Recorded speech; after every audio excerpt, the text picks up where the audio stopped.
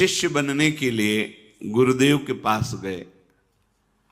काफी दिन जाने पर उन्होंने हिम्मत आई और कहा, मैं आपको गुरु रूप से वरण करता हूं और आप मुझे मंत्र दीजिए।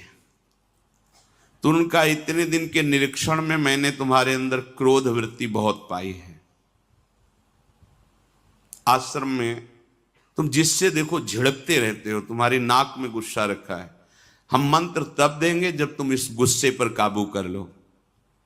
1 वर्ष तुम्हें समय देते हैं, अपने क्रोध को काबू में करो, फिर तुम्हें हम मंत्र देंगे। 1 वर्ष तक तुम्हें कोई भी सताए, तुम्हें गुस्सा नहीं करना जी। 1 वर्ष पूरा हुआ, स्नान करके आ रहे थे। गुरुजी ने एक मेहता रानी को बुलाया और कहा, माई ये आ रहा है, तुम झाड़ू ऐसा लगाना किसी के ऊपर धूल जाए। ठीक है। वो तब तक खड़ी रही जब तक वो अजान नजदीक आए, तो रज में ऐसी झाड़ू लगाई कि पूरा रज ऊपर एकदम, तुझे दिखाई नहीं दे रहा मैं नहा के आ रहा हूं। और ऐसा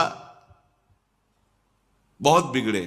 वो हाथ जोड़ के, महाराज क्षमा करो, हमें पता नहीं था कि आप आ रहे हो, हमारा काम ही है सोनी लगाना। ऐसा तो मारने के लिए भी। अब वो गए, कहा गुरुजी 1 वर्ष हो गए। तो बोले, जिसको त्यागने के लिए कहा था वो तो त्यागा नहीं। सुना अभी अभी तुम गुस्सा करके आ रहे हो मेहतरानी से, जो नित्य सोनी सेवा करती है। पूज्य भाव रखना चाहिए।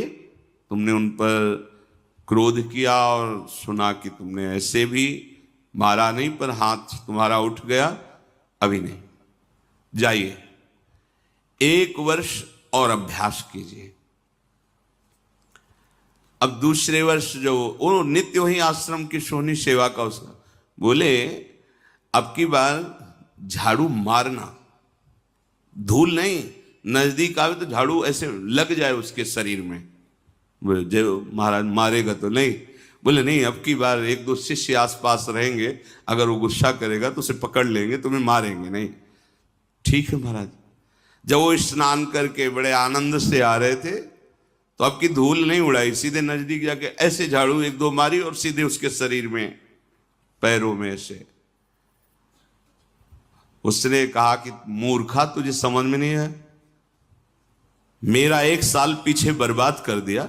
फिर दूसरा, मैं स्नान करके दीक्षा के लिए जा रहा था और बहुत कड़ुआ बोले, पर हाथ नहीं उठाया। गुरुजी, देखो तुमने गुस्सा किया, अभी 1 वर्ष, जब तुम्हें गुस्सा ना आवे 1 वर्ष अभ्यास करो। क्रोध नष्ट होने पर ही हम, क्योंकि ये क्रोध बना रहेगा तो ये भजन आगे को जो विस्तार करना है भजन का, भागवतिक प्रकाश, वो होने नहीं देगा। अब सोचो, जो अपने लोग परमार्थ में काम क्रोध लोभ आदि की वृत्तियों को ही नहीं देख रहे, मनमानी आचरण कर रहे, कैसे भगवत बोध होगा। गुरुदेव, इतना समय हो गया और आपने एक बहाना बना लिया है कि गुस्सा करो।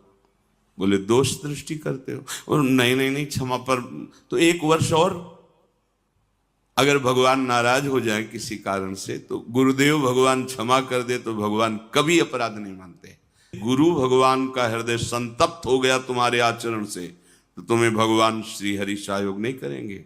अगर श्री हरि नाराज हो जाए और गुरुदेव भगवान का वरद हस्त है, कुछ नहीं बिगड़ने वाला। गुरुजी ने कहा कि अब तुम्हें 1 वर्ष तक पुनः अभ्यास करना है।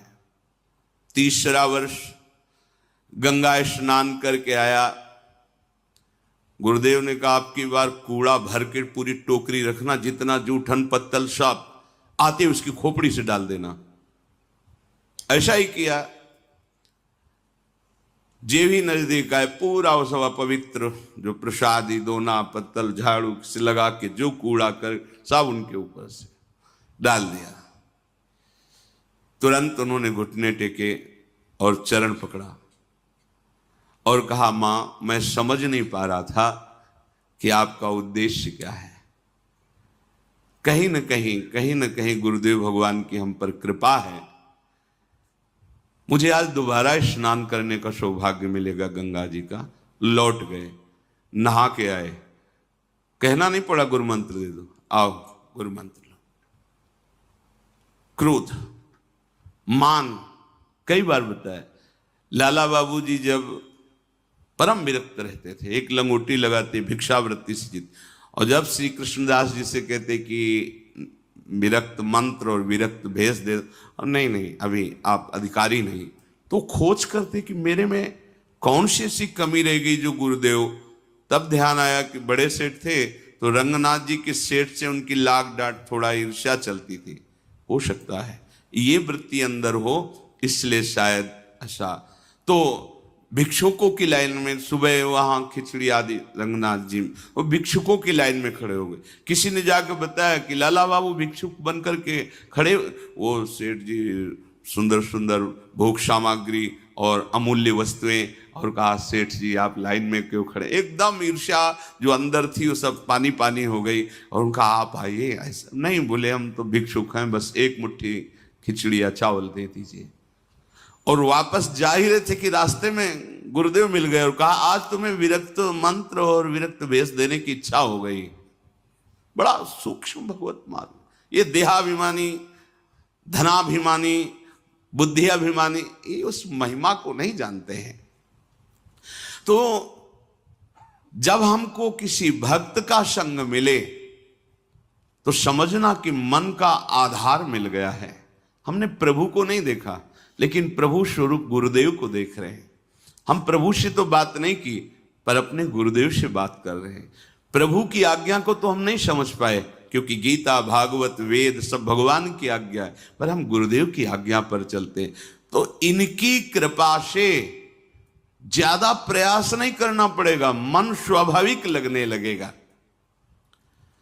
साधन का उपदेश उसी के ऊपर रंग लाता है जो उनकी आज्ञा के अनुसार चलते। सुनते तो सब हैं, ध्यान रखना, रंग उसी के ऊपर। एक एक शब्द बहुत कीमती होता है। जब संत महात्मा बोलते तुम उसे ऐसा मत समझना कि इनका नशा है बोलना। एक एक शब्द बस पकड़ लो, ये परमार्थ है। एक एक शब्द पर ध्यान दो। अगर तुम उसे उपहास में ले लोगे तो कहते ही रहते, तो माया घसीट के वहां खड़ा कर देगी।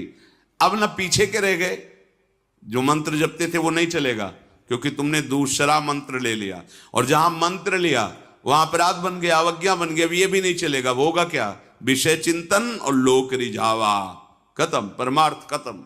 अध्यात्म यहां प्रकाशित होता है। गुरु आज्ञा से चलो, आपको मार्ग अंदर दिखाई देगा, शुद्ध दिव्य मार्ग।